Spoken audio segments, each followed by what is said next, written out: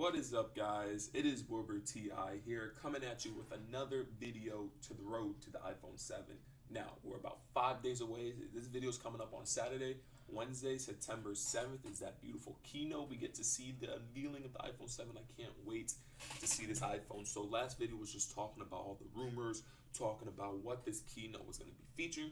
Now we're actually going to get into the specs and a little bit of what this iPhone is going to give to us and what we can see for the next year's iPhone. So we're going to also start with what Apple has been talking about, their big innovation, what everyone has been clamoring about, both negative and positive. We're going to be seeing the removal of a 3.5mm headphone jack. Apple's getting rid of this, and they're trying to go towards the new future. You know, Sony actually released a 3.5mm headphone jack in around the 1970s with their first edition of the Walkman. So it's a pretty outdated technology. You know, 3.5mm headphone jacks have been the standard, but they've been a very outdated thing. It's kind of like VHS almost. Like, you know, people use them for a pretty long time, and it's now time to go to actual, you know, CDs, DVD players, Blu-ray, all that kind of shit. So the new iPhone 7 will not have a 3.5mm headphone jacks. Thus, people who are, you know, big Apple supporters were either negative or positive about that. One, you're going to have to either get Bluetooth headphones or find an alternative to with a 3.5mm headphone jack to a lightning port connector, which should come with all your brand new iPhone 7s, both the 4.5-inch and the 5.5-inch, which is the iPhone 7 Plus. Now, the removal of this headphone jack does two things for Apple. One, it allows them to add an extra speaker grill to the bottom of the phone. This should be able to make the phone sound a lot better. You know, when you're in a busy room, you don't have headphones, you just have the speaker playing, you're at the park or something playing ball. It should give you a better sound and give you more projection out of it. Next, we're also seeing the addition of waterproof technology. Like, if Apple gets rid of this 3.5mm headphone jack, it allows them to make the phone more water resistant. Though, like Samsung, you know, LG, all these other phones already still have the 3.5mm headphone jack, and it's still waterproof. Apple's kind of fallen behind the game in this department, where I kind of expect, like, this is a iPhone 6.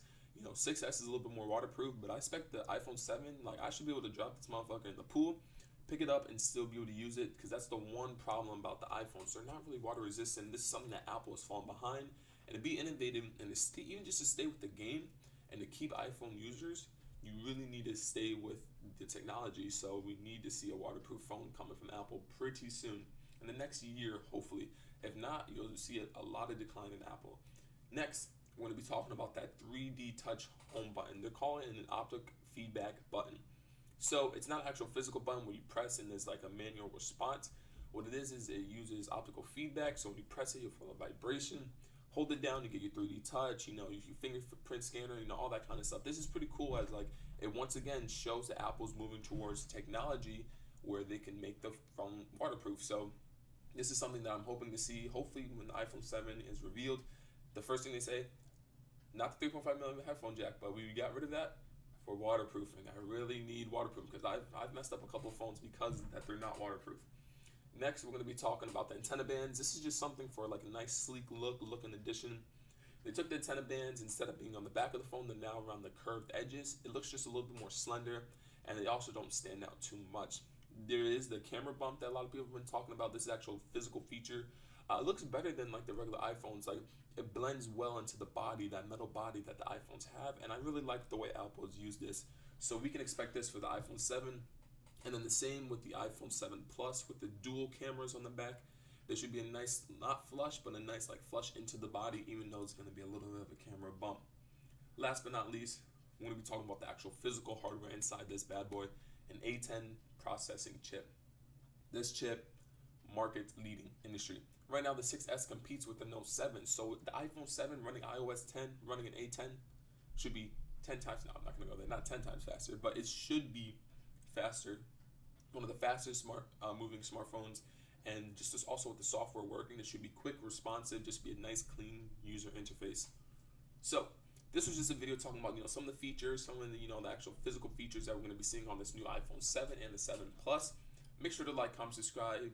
Comment down below talking about how, like, are you going to get the iPhone 7? What are the features you're hoping to see?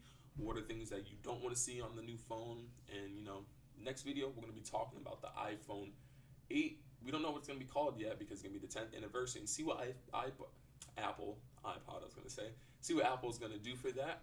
And once again, make sure to like, comment, subscribe. This is Wilbur TI, and see you guys later.